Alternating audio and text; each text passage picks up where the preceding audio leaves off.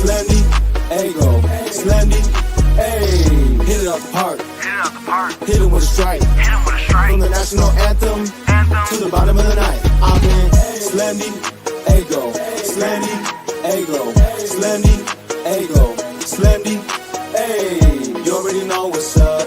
What's that? Another home run. But you know the job ain't done till we hold that trophy up. Hey. What's up, everybody? Welcome to episode 454 of the Talking Friars podcast and YouTube show. Ben Fadden with you here. It is August 24th, 2023. It's an off day for the Padres, but there's some significant news in San Diego sports that I want to talk about here at the end of this show. And then Padres related, just a couple topics here. Shohei Ohtani, he had the tear in his UCL yesterday when he was pitching on the mound. So that changes, I think, the amount of money that he might get in free agency. So obviously there's something to talk about there because we know AJ Preller would love to have Shohei Ohtani, and Peter Seidler has had a history of spending a lot of money on players. So I would think he's going to be in this Shohei Ohtani bidding war, if you will, to some degree. We'll see how much interest there is there, but there's something to talk about there. And the Chicago White Sox, they fired their president and their general manager this week. They realized that it's not working, need to make a change. Should the Padres follow in their footsteps? There's a lot to get to. I'll get to the chat. If you have a comment, a question that you want to make sure you get on the show, you can click that $sign, the super chat button there, and that separates it into a totally different category. Makes it very easy for me to see that comment, that question, supports the channel. So I greatly appreciate anyone who does that. And if you want to join the show, as always, click that link that's pinned up at the top of the chat. I give you that opportunity on every live stream here. So thank you to anyone who does that in advance. Just a reminder here, you can use my code for $20 off on SeatGeek, code Talking Friars. And then click that link in the description. Great San Diego sports swag, Padres, Aztecs, Wave, BreakingT.com. They've got great stuff there. Let's start off with the Chicago White Sox, San Diego Padres.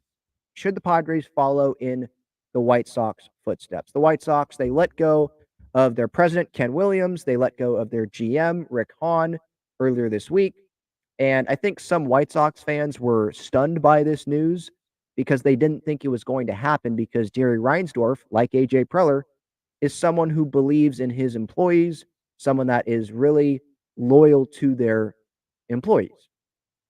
And so fans were not expecting this. They were just expecting, okay, it's a lost season, and it's going to be the same leadership, and not a very bright future for the White Sox. But Reinsdorf decided to make this move. I guess Rick Hahn was trying to resign a little bit before this even happened in the years prior, but Reinsdorf didn't allow him to do that. I did see that somewhere. I don't know if that's totally accurate, but they're finally gone.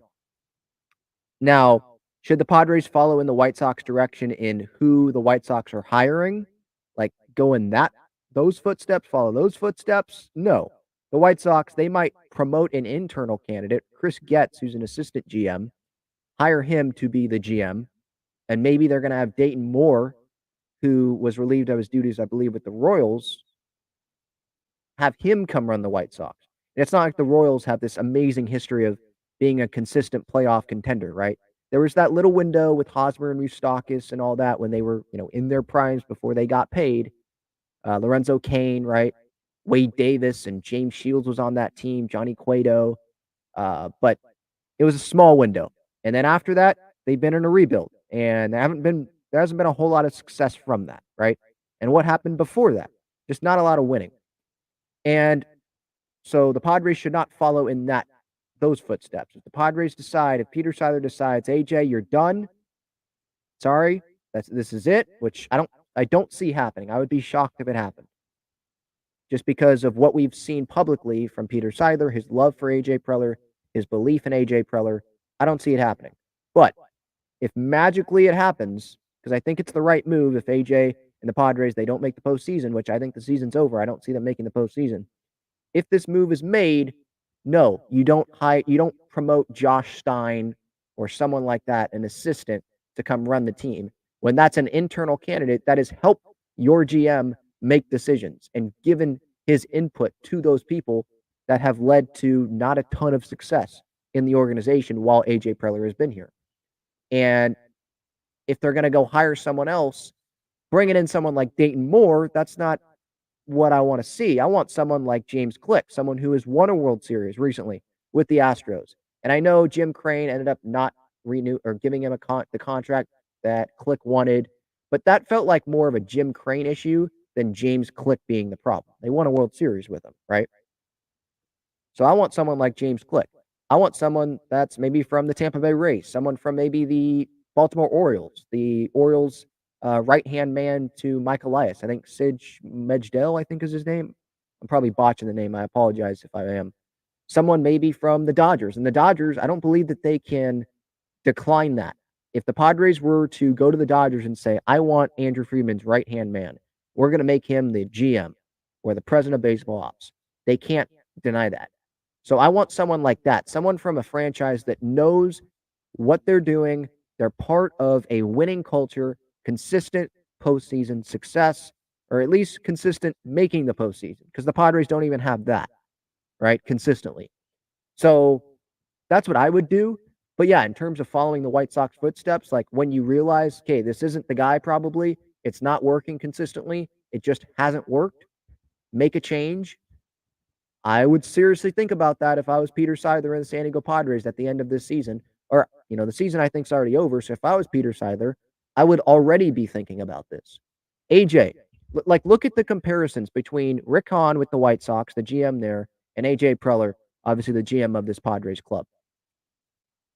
Rick Hahn was hired, I believe, to be the GM or promoted in 2012.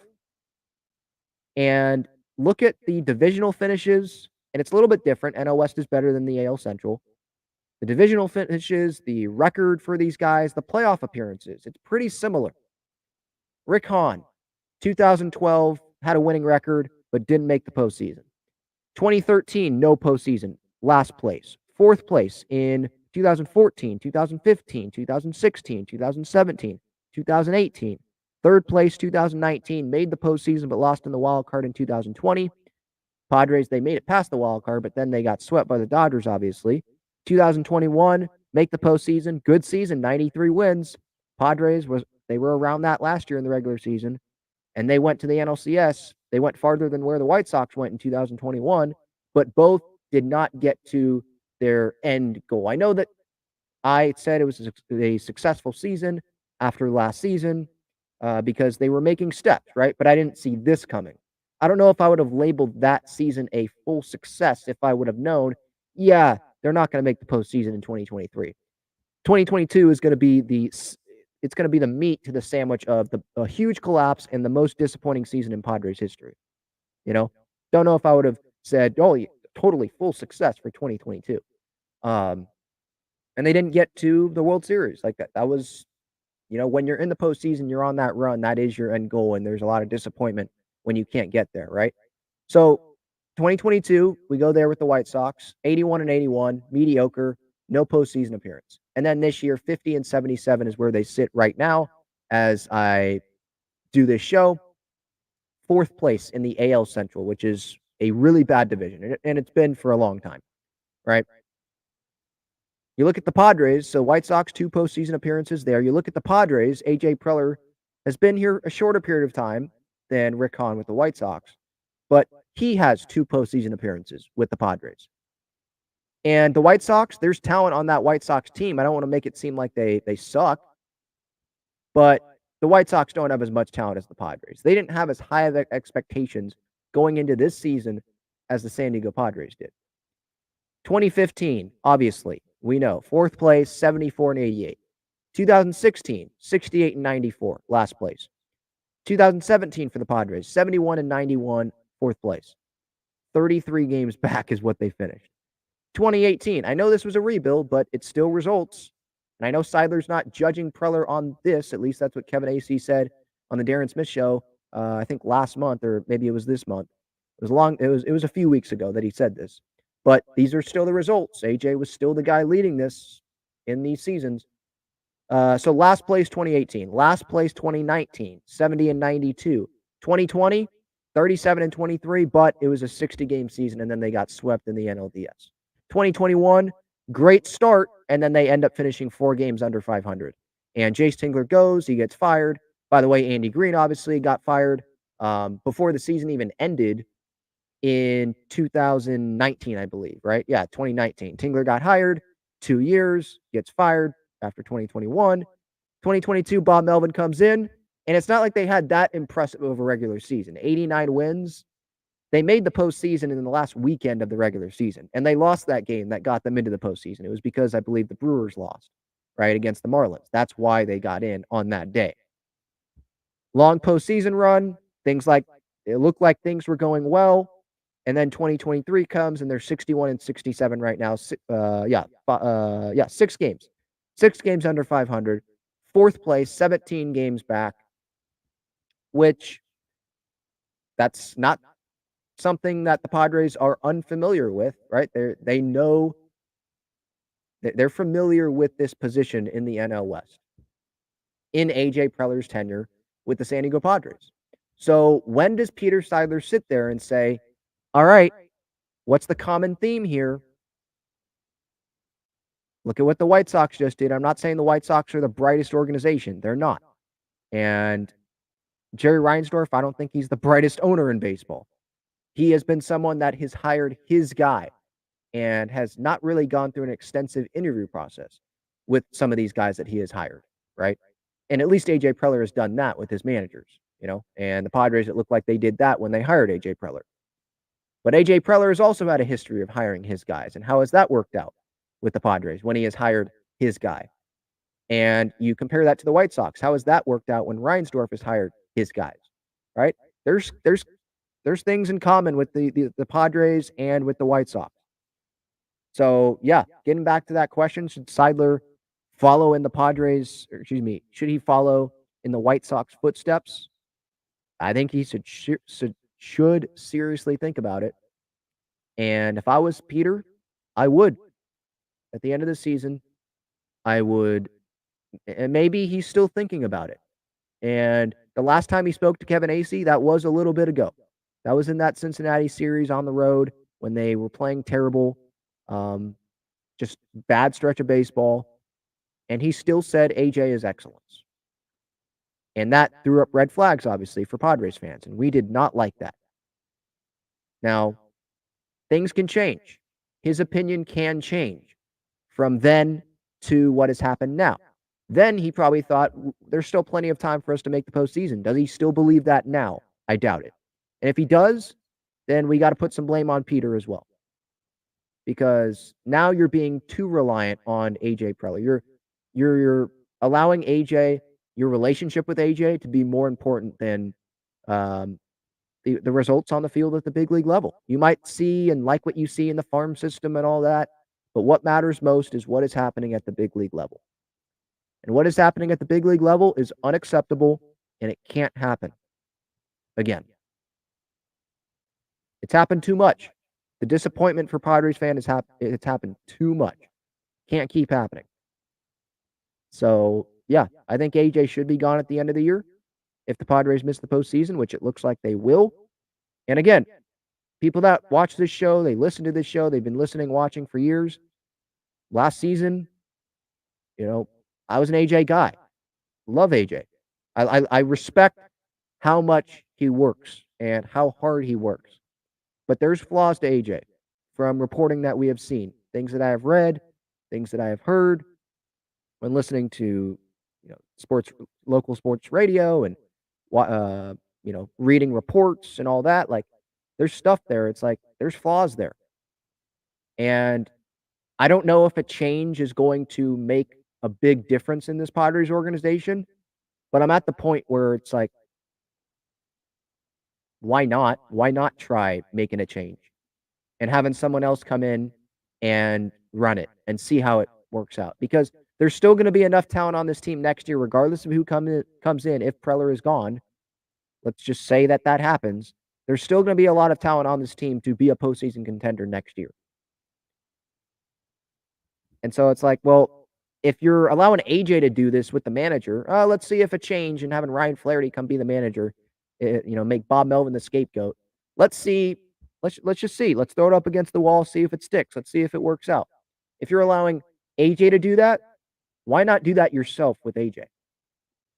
And say, you've had almost a decade here, dude. I'm trying something different. And if you want to accept the scouting role in the organization, I'd love for you to do that. Because AJ, he has been good, I think, at evaluating guys in the draft. But it's, been the development and some trades, right, that haven't worked out, and some free agent signings. There's obviously been some good moves for sure. And I do appreciate how far AJ has brought this organization in terms of like getting to the NLCS last year. There's been a progression, but there's been a step back, a big step back this year. And it feels like Peter's just going to allow AJ to continue running this. But I mean, Jerry Reinsdorf, who's one of the most loyal, probably the most loyal guy in baseball, if you listen to some people that know the White Sox and know Jerry Reinsdorf, the most loyal guy to his employees, believes so much in them. And he's like, nope, we're making a change. So if that happens, I mean, Peter, come on. I think you should really, and it's two different situations. I understand it, but I'm finding a lot of things in common between the Padres and the White Sox, for sure. All right. Let's get to Shohei Ohtani after this. Check out Gaglione Bros' famous cheesesteaks and garlic fries on Friars Road. You can visit their website, gaglionebros.com, for their entire menu and enjoy their cheesesteaks and fries at Petco Park and Snapdragon Stadium as well. Okay, so Shohei Ohtani, and you might be asking, what the heck does that have to do with the Padres? He's on the Angels. Well, we know AJ Preller absolutely loves Shohei Ohtani, and Peter Seidler has allowed AJ in the past to spend a lot of money on players. And Peter wants to win, and you would think Shohei Ohtani would help the Padres win, but would it be worth it to bring Shohei Ohtani in if you have to give him $600 million, if you have to give him $500 million, $550 million, whatever the price is? Is that worth it? And you're taking a huge risk on that. And the latest thing with Shohei Ohtani is that he has a torn UCL, so he's going to be shut down from pitching the rest of the year. We'll see if he continues to hit. I don't think he should continue because I think he should look out for himself because the Angels aren't going anywhere. He has carried that team. He should have a back injury because of how much he has carried that team. Mike Trout got hurt and went back on the IL again. So I feel really bad for Angels fans. They have it really bad. And it's just blow after blow after blow for them. Now with Ohtani, what does this mean? Can the Padres get Shohei Ohtani? Can other teams get Shohei Ohtani on a discount? I'm not going to make this seem like they can get him for $100 million. You can't. But he's not going to be pitching. If he has to get surgery, right, he's probably not going to be pitching in his first season with his new team because I don't see him going back to the Angels. He could go back. Maybe Artie Moreno is the one team that gives him $600 million still. I don't know. So I'm not totally ruling that out, but I don't think he's returning to the Angels. Let's say he doesn't return. Doesn't pitch the first year. Maybe doesn't pitch part of the second year if he has surgery again. So that's going to knock off how much money? $60 million off the contract? Let's say, I don't know. Are you giving him $30 million a year for his pitching and then another 30 or whatever for his hitting? I don't know. Does it knock off anything? And does that allow Peter Seidler to think in his head, well, that's better than $600 million I'd have to give him. So let's go for it. We don't know if Juan Soto wants to come back. Let's go for it. Let's go all in. He obviously loves AJ and believes in AJ and allows AJ to make a lot of moves here and trusts his people there in that front office. And obviously AJ is the guy there, and AJ loves Shohei Ohtani. And of course he should. I mean, Shohei Ohtani is the best talent I've ever seen on a baseball field. Like, it's a no-brainer. But is this the best thing for the Padres franchise? Because that is a huge risk that you pay Shohei Ohtani $50, $60 million a year, and it's not a guarantee that he pitches and hits for the next decade. What if you end up doing that and he only hits, 3-4 years into the contract? Or he only pitches 3-4 years, 5 years into the contract? or he continues to pitch and hit, but only one of those is really effective, and the other one isn't really.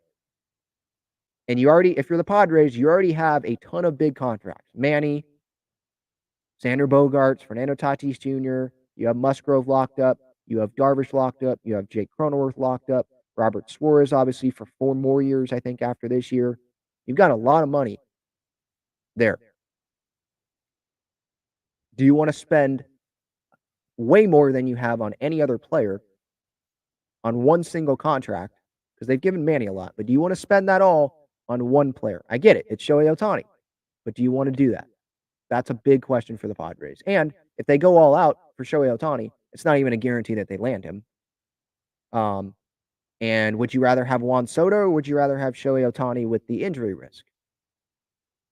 But also, once Ohtani signs with someone, probably Soto's going to ask for somewhere in that range because he's a Scott Boras client. He rejected $440 million from the Nationals and then got traded here. So we know it's going to be at least $440 that you're going to have to offer Soto. How much is it for Ohtani? How much is it going to be for Soto after he sees what Ohtani gets?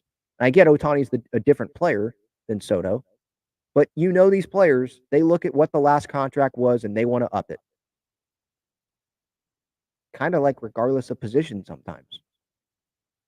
So a discount on Shohei Ohtani, maybe there'll be a little bit of a discount. I have a hard time believing that he will get the exact same amount of money that he was going to get if he would have been healthy at the end of this season. But let's not act like it's going to be a huge discount because all it takes is one team to offer him the same amount of money that he was going to get if he was healthy, because that team is like, all the marketing, all the money we will get from Shohei Ohtani, it's worth it. We're going to go do this. I'm fine with taking that risk. We'll go do it. And we will sell so many jerseys, so much revenue. They'll take that risk. Is that team going to be the Padres with all the contracts they already have? Or is it going to be another team and the Padres lose out on Shohei Ohtani? And then maybe Juan Soto doesn't come back to the Padres. And then what spot are the Padres in, right? I feel like a lot of Padres fans, we thought that at some point here, we're going to get Ohtani or we're going to lock down Soto. Or maybe it was us thinking Ohtani, Soto, or Manny. And maybe 2 out of the 3. 1 out of the 3, I mean, you still have a pretty good core in place, a lot of talent still. And they got Manny locked down. And so if they don't bring back Soto, or don't extend him, which I don't see that happening. They don't bring him back in free agency. They don't get Shohei Ohtani. I don't think it's the end of the world, to be honest. I don't. But I'd sure like to have Robert Hassel and James Wood. We'll see what Jackson Merrill ends up being. There's other free agents out there that they can go get. So it'll be a little bit disappointing if they can't land one of Ohtani or Soto. But I still look at it as, well, you have Merrill coming up. Ethan Salas will be here at some point. Not immediately, but at some point. He'll be fun to watch. You have Tatis for a long time, and we know how much of a great talent he is. You have Xander Bogaerts. You have Manny Machado. I still believe in Jake Cronenworth. You have Musgrove. You have Darvish. I mean, some teams have it much worse than the Padres have it. So we'll see what happens there. But yeah, Shohei Ohtani might be getting a little bit less money. Does that make AJ Preller or Peter Seidler perk up? We shall see. That's obviously going to be a big discussion in the offseason just around Major League Baseball. All right. Let's get to the chat here. If you want to make sure I get to your comment or your question, you can use that super chat button, that $sign there, and I will get to it. Thank you so much for the support. Tuning into the show here live on YouTube or on replay or on the podcast platforms. All right, let's go through the chat here. Matt says the Ohtani UCL tear is a big-time win for Snell and Boras. God, I hate Boras, is what Matt says. Yeah, because now Snell, if he's healthy throughout this season, he will be the best starting pitcher on the market for this coming off season in terms of health, right? Someone that's going to be able to pitch and be healthy at the start of next season. It will be Blake Snell on the free agent market. So yes, this is a win, definitely, for Blake Snell, for Scott Boras, So that's another question that comes from this. What does that mean for the Padres? Do they want to bring back Blake Snell? If they did, before this Ohtani news, will they still want to bring him back with probably an increased price tag? There's probably going to be more interest in Snell because there is that question mark. Maybe a team can afford Blake Snell, but they can't afford $600 million, $550 million, $500 million on Shohei Ohtani, right? Or they don't want to take that risk. And they'd rather take a little bit of a smaller risk with Blake Snell, you know? So, yeah, this could be a little bit of good news for the Padres because maybe they could get a little bit of a discount on Shohei, but it's not going to be a big one. And if they want to bring Snell back, it might have gotten tougher because Snell, I think, is going to be the best pitcher on the market, on the free agent market in the offseason. Someone that is healthy that can go help you next year on the mound. Good point, Matt. Devin says the White Sox situation is a little different because their front office has been an issue for years and the clubhouse has no leadership. Well, haven't we heard of some clubhouse stuff? I don't believe all of it, but we've heard some of that this year, haven't we? And their front office has been an issue for years. Hasn't the front office been some sort of an issue for the Padres? I mean, there was the collapse in 2021. AJ Preller's continued to be allowed to hire managers, his guys, and then brings in Bob Melvin. And then there's reports of him letting Bob Melvin be the scapegoat, and then Ryan Flaherty being elevated. So that, Ken Rosenthal, Dennis Lin, they wrote that piece after the collapse in 2021 about the front office. So I think there's been some problems there in the front office for years. Maybe not as much as the White Sox, because there's been success, but there's been a little bit there. JD's third says Padres front office has been an issue for 10 years. Clubhouse issues here dates back a few years ago, 2021, and then they add more divas. Yeah, I mean, I don't want to say like Bogarts is a diva. And Juan Soto, maybe you'd go there a little bit more than with Bogarts, I would say. But you have to expect some of that. I mean, he's coming in. He was the guy in Washington. And he knows he's one of the best hitters on the planet. So, of course, there's going to be something there to that. Matt says, Mike Rizzo is a Chicago guy. I think the news of him getting an extension soon led to this. I think Rizzo is the target. But if he's getting an extension, why would the White Sox think that he's an option if he just is getting an extension from the Nats? And why would Mike Rizzo want to be with the White Sox when I think the Nationals are in a better position than the White Sox? Because the Nationals are ascending. They have so much great talent in that farm system in Double-A, playing on the same team. Brady House, James Wood, Robert Hassel. I think I'm forgetting one more guy. But there's definitely talent there coming up. So I think Rizzo's fine with where he's at. He doesn't have to get used to a new farm system and a new manager. He likes David Martinez. He's been with Washington forever. I think, if I was Mike Rizzo, I'd rather be with the Nationals than with the White Sox. Devin says, I do agree with what the White Sox are doing here. Fire their GM, vice president, because I think it's time to change, just like the Padres should do. That's what I'm kind of thinking too. Jonathan says Theo Epstein, but I don't even know if Theo Epstein, that would be I would love to have Theo Epstein with his track record, but I don't even know if he wants to be a GM on any team. White Sox, Mets, if they put someone as the president over Billy Epler, which Steve Cohen is looking for, they could go with David Stearns. Like Padres, I don't know if Theo even wants to get back in it. He's already like a Hall of Fame executive, isn't he? Red Sox, Cubs, there's already a lot there. So does he think it's worth it to come back? And maybe he wants to do it again. He won big drought gone with the Red Sox and with the Cubs, big drought gone there as well.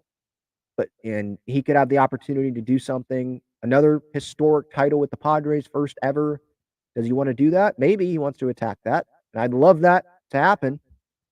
But I'm not sure that he actually wants to get back in it. I think he likes what he's doing with Major League Baseball right now.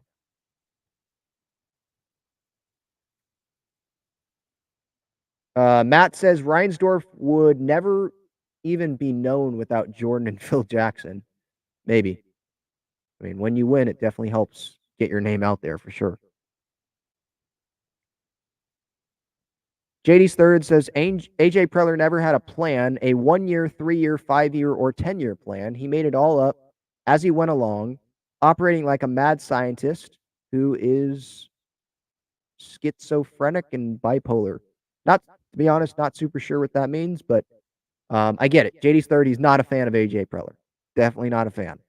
And I disagree about not having a plan. I think he's had a plan.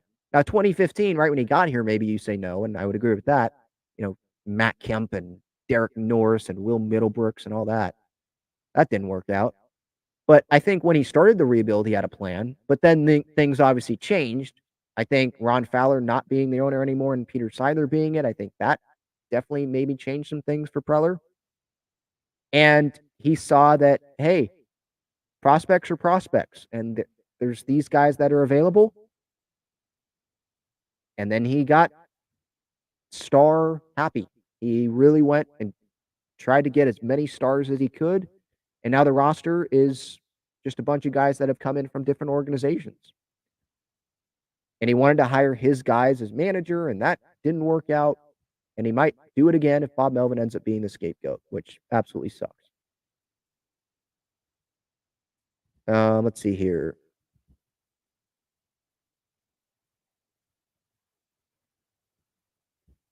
LFGSD Padres says, I don't think we should go with Ohtani or Soto. Why? Because it's like too big of a risk, too much money? I mean, Ohtani, yes, there's a huge risk there, but it's also Shohei Ohtani. I mean, we'd all be excited if we got Shohei Ohtani. And if we lock down Soto, there are some that don't like Soto on social media, but I think a lot of the fan base would be happy that Soto got extended because he's a great talent. He is. And he's not Ted Williams, but he's really good still.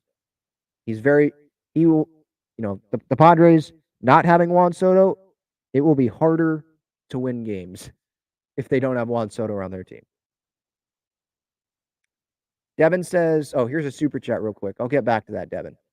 But super chats go first to the line. Joshua here says, thank you for the super chat, by the way. I think you kind of hit the nail on the head. Padres don't have a group of players building that connection in a farm system like the Orioles. And that's kind of my thought on if AJ goes, who should come in. Maybe someone from the Braves. Maybe not mention that team and kind of feel stupid for not mentioning the Braves. Someone like that knows what Alex Anthopoulos, what Mike Elias, what Andrew Friedman, what they have done to have that consistent, pipeline of talent coming up. And they're all together. And it's young contracts, young, cheaper deals. Because that's what the Padres need, I think, in the future because of all the deals that they have gotten locked down, all the players that they have locked up. So, yeah, group of players building that connection. I think that's what AJ has done here, moving a lot of prospects to Double-A and having them play together. You have Merrill, you have Snelling, you have Salas, your top three prospects. You have Mortarella, you have Jacob Marcy. There's other guys I'm forgetting, but you have those guys up there. Iniarte, I think I want to say, who's the other guy up there? Pitcher, I forget. I'm blanking on his name. But you have guys up there playing together at Double-A, and I think that's what AJ is trying to do. I think that's what the Padres are trying to do there. But they have tried that before, so it's not a guarantee that will work. And at the end of the day, I mean, yeah, baseball is a team sport, but when you're up there at the plate, does it matter a whole lot that you played with a bunch of guys? Those guys in the dugout you played together in Double-A with? I don't know how much that totally matters. But I think that's what the Padres are doing, Joshua. Trying to do that. Trying to get those stars together. Okay, where was I? I was on Devin's comment, I believe. Trying to find this here again, Devin. Sorry. Okay, here we go. Ohtani's a no-go for me. If he goes to the Padres, he will most certainly be a risk, not only injury-wise, but also money-wise as well. Getting Ohtani will certainly drag the Padres further down. Yes, risk injury-wise and money because it's a ton of money. Like Otani's a unicorn. He's such a talented player. But how many more players could the Padres go out and get instead of just signing one player? I know it's technically two, but how long will that be two players? Will it be for a decade or will it be for 3 or 4 years and then it ends up being one player that you're paying so much money for? You know? I don't know. So yeah, I agree. It's definitely a risk. I don't know about a no-go with Otani, because not gonna lie, I would be ecstatic if they landed Shohei Otani. But it would probably bite the Padres later in the contract, just like a lot of these contracts will. And so being a Padres fan when I'm like 26, 27, 30, maybe not, that might not be so fun. But if they win a World Series, win a couple World Series, then I think I'll be able to tolerate that. But yeah, it's a risk, just like these other contracts were risks. Bogarts, Manny with the extension, wanted it, but all of these are risks.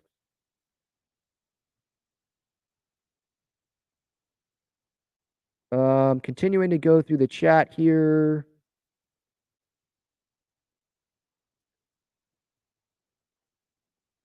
Matt says Soto is a one-tool player. He is the tool. He's a 40-year-old DH. Give him $400 billion to watch the shuffle.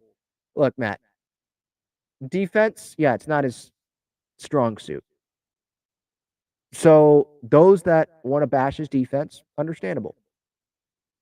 But this year, I think we would consider this season for Juan Soto as a little bit of a down year. Like, it's not his best year.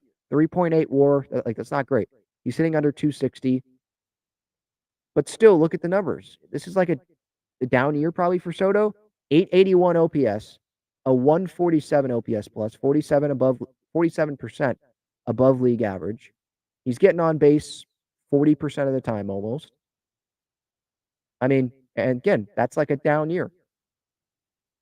So that's very valuable to a team. I'm sorry, it is. It's very valuable to a team. And this is with him in August, by the way. I was looking this up yesterday. He has crapped the bed in August. Holy cow. I mean, look at these. August, he's hitting 195. His OPS is 645. In July, his OPS was 959. June, 914. May, 1114. April, March, slow start, 757. Like, August has sucked for Soto. But when you look at still this entire season, it's still a really good season for most players. So maybe you don't want to pay him $400 million, but someone will. And they're going to be better with him than without him. And there's definitely times where I get frustrated with Juan Soto, no doubt about it. But I definitely recognize that he is a really, really good offensive player. All right. Sadly, I want to talk about this San Diego Loyal thing that happened today. And this is significant San Diego sports news. And some might not be totally invested in San Diego Loyal, but this is another San Diego franchise that is not going to be in San Diego, not going to exist as a San Diego franchise after this season. San Diego Loyal chairman Andrew Faciliadis, he announced in a video earlier this morning that this will be San Diego Loyal's final season. So I'm going to play this message that he posted, that the Loyal posted on social media, and I'll give my reaction afterwards. Years ago, Landon Donovan, myself, and our group of investors started on a journey to bring professional soccer back to San Diego. I'm very proud of what we've accomplished in the first 3 seasons, from enduring a pandemic to making it to the playoffs, to then making it to the playoffs here for our first ever home game in Torero Stadium, and now in our 4th season, looking to make the playoffs once again. Over the last 6 months, myself, Ricardo Campos, and a small part of my team have been looking at all viable options up and down the coast for us to find solutions for academy, for training facilities, for stadiums. From Oceanside down to the border, we've looked at everything and left no stone unturned. Unfortunately, after looking at all of that, I've come to the conclusion that this will be the last season for San Diego Loyal. For those of you who've gotten to know me, spent some time talking with me, you know how much this hurts for me to say. I love our city. I'm born and raised here, and I will always be loyal to San Diego. I don't see myself taking this project anywhere else, and I refuse to put an inferior product in front of you after you've come to love what we've done for the last 4 years. Landon has always said to me, how you do anything is how you do everything. And that's why I thought it was important that you hear from me today, not from a statement or a press release, but from me speaking to you. I understand it's in a video, and I hope you know that in the coming weeks, we will have the opportunity to all get together and have a question and answer and a discussion about all of this. And as always, I will continue to be transparent with you. We look forward to that happening, and we'll send details as that gets closer. I believe together in these last 4 years, we have set a new standard of what it means to be a professional soccer team in this city and be a reflection of our community. And I'm proud of that. And I want to take a second to thank everybody, from our dedicated supporters to our season ticket members, to our incredible group of players and coaches, to our staff, to our community partners, but once again, especially you, because without you, this club is nothing. So I have an ask. As we head into this last 2 months of the season, I ask that you continue to fight with the club. I ask that you come celebrate and not mourn what we have done over the last 4 years. I ask that you come join us at Torero for our final 4 home games and represent your community, come together as friends and family, and cheer us on as we push once again to make it to the playoffs. And who knows what happens after that.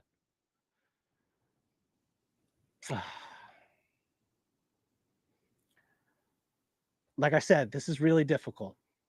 And from the bottom of my heart, I just want to thank everybody for the way you've represented the club and worn our crest. I'm forever grateful, and I will be forever loyal to our community. Thank you. All right. So there's Chairman Andrew Vassiliadis there announcing that this season is it.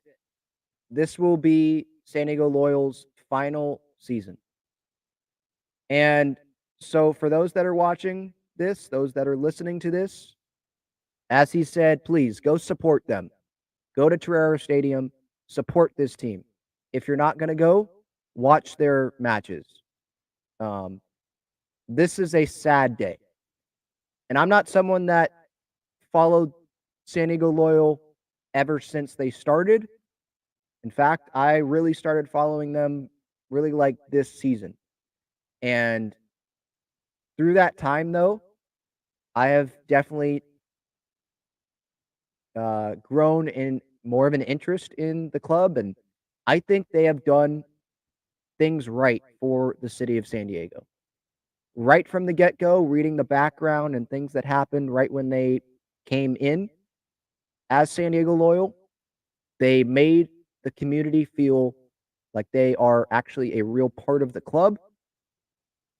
You have Landon Donovan, you have Andrew Vassiliadis, who is from San Diego, loves San Diego. It's not just some billionaire coming in, and really loved this club. And so it sucks.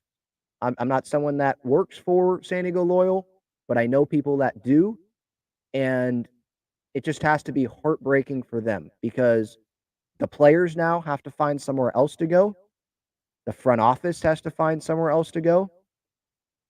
Landon Donovan, what's going to happen there? And maybe he ends up working with San Diego FC. And some of the front office people with San Diego Loyal, they end up being with the MLS team here in San Diego. And they can find a stable new club to work for. And that's what I hope happens. I hope that San Diego FC will make the Loyal employees, they will ask them first. I want you to be a part of this club. I hope that's what happens. Because what has happened here is sad. And I feel for someone like Andrew Vassiliadis, who poured obviously a lot into this. And you saw or heard if you're listening to the podcast, you heard and saw his emotions and how much this meant to him, how much this club means to him. And I just feel for someone like that, the fans of this club who continued to stand by this club through everything that has happened, and they continue to go through games, go to games, I should say, excuse me, and support this club. And again, I think you should too in their last games in San Diego Loyal's existence. Well, I think we can all agree what should have happened here, and it's sad that it looks like it won't be happening, is that San Diego Loyal would have just become the MLS club because they deserve it. What they have built in San Diego, and some aren't very aware of San Diego Loyal and weren't going into this, but what they have built, the hard work that they have done, like they deserve to get the elevation and just have the San Diego FC group financially more money, have them absorb the Loyal, if that makes sense. And you can bring in Landon Donovan, have him run the club, have Landon Donovan be the head coach, or have Nate Miller continue to be a coach on the staff and have him have an opportunity there. I'm not saying the players come over because I get it. There's like a talent gap there from USL and MLS, but I was hoping that's what would have happened. But instead, this new ownership group, and they can decide what they want to do because it's their club, obviously, and they spend a ton of money for this club, so they get to do what they want. But I think it would have been a much better first step for this club to embrace San Diego Loyal more. And they have released a statement, and I can read that, but I think that would have been obviously the best option. And instead, they didn't decide to do that. I'm hoping what happens here, and I'm sure San Diego Loyal and whoever works there, they don't have good feelings about this MLS club. And I'm sure Andrew Vassiliadis doesn't have great feelings about this club. And I don't know what Landon Donovan's feelings are. But what I hope is the Loyal just realized, yeah, we're not going to be able to continue this because the MLS club is going to take the attention. They're going to take the revenue, the supporters, not the diehard, but the other fans that come, those are going to be attracted to the MLS club. And it's just not going to happen. We're not going to be able to continue this club. They realize that. And now Vassiliadis can become a part with San Diego FC and be a part of maybe the front office, or the MLS club allows Vassiliadis to have an ownership be a part of the ownership group, like Manny Machado's part of the ownership group. Landon Donovan gets offered an opportunity to be a big part of this MLS club. I mean, I think his name is on the MVP part of this. That's what I hope happens, but it's sad because we know what should have happened here and it didn't.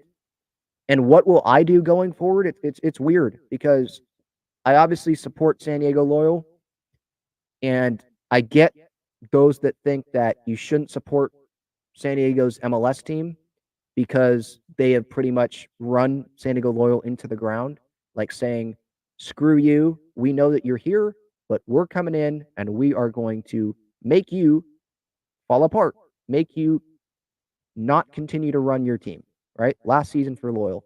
And that's what the MLS club ended up doing. And so some are like, don't embrace this MLS club. Don't do that. But for me, again, hopefully San Diego FC will make themselves a part of this community. I want to give them a shot first. And if I can help them do that, then I want to help them do that. Make the fans, the supporters feel like they are a part of this club and they're not just money coming into the club. And give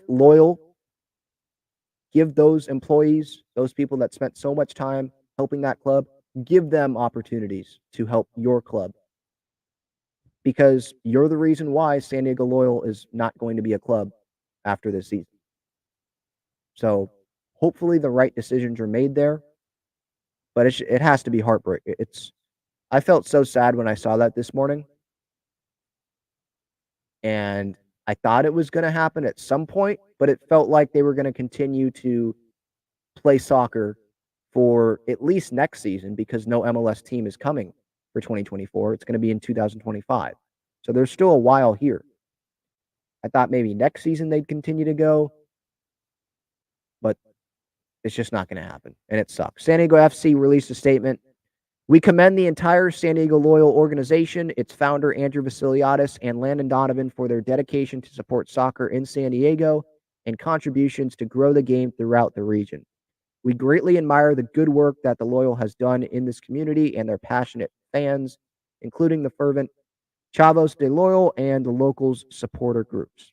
We look forward to heralding a new era of soccer excellence and developing a profound connection with the community. As fans, supporters, and admirers, we thank the Loyal for the important role they've played in San Diego soccer. Join us in supporting the club as they finish the season and march towards a final playoff berth. So it looks like they're saying the right things in that statement,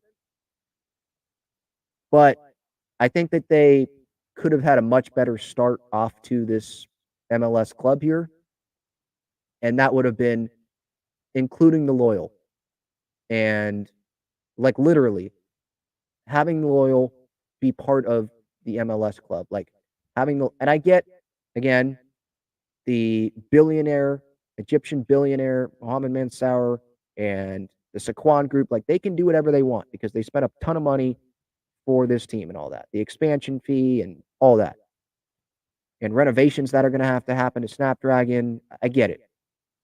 But if you really care, if I don't want to say like they don't care about San Diego, but if you wanted to make it clear that you care and you understand what's happening in professional soccer in San Diego, you would have been like, man, let's put ourselves in the Loyal's position. And what if we were Loyal and we had someone coming in here? What would happen to us? We'd probably not exist anymore. I don't want that to happen to Loyal. So I'm going to include them here. And sure, I guess Mansour and, San Diego FC, they want their own name, their own colors and whatever.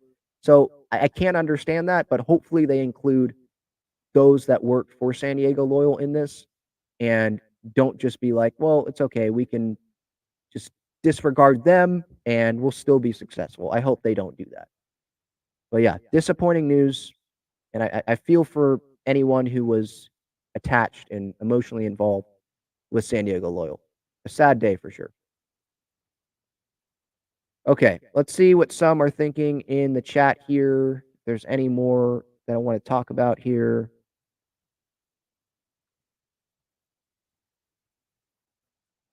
JD's third says no loyalty. Yeah, I mean, again, San Diego Loyal, they were doing things right.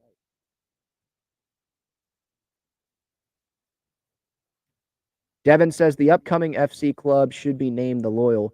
Yeah, but again, I just don't see that happening. It doesn't seem like they're going to do that. I think they're announcing it in September, but it feels like they've planned on having it be San Diego FC. That's their website. And they were asking fans around town, I guess, what the name of the club they wanted it to be. And they gave them some options, I guess, FC San Diego or San Diego FC. I do remember seeing videos about that. And it seemed like those were the options. So it feels like it's San Diego FC. But yeah, I want it to be San Diego Loyal.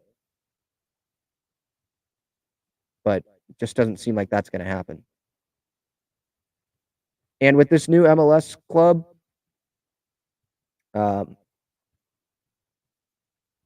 I'm Team San Diego, so I'm not full on going to support them, like from the get-go. But if this makes sense, like I'm going to be paying attention. It's San Diego, so and the Loyal, obviously, they're not going to be a club in 2025. So, like, that's going to be one of my teams now.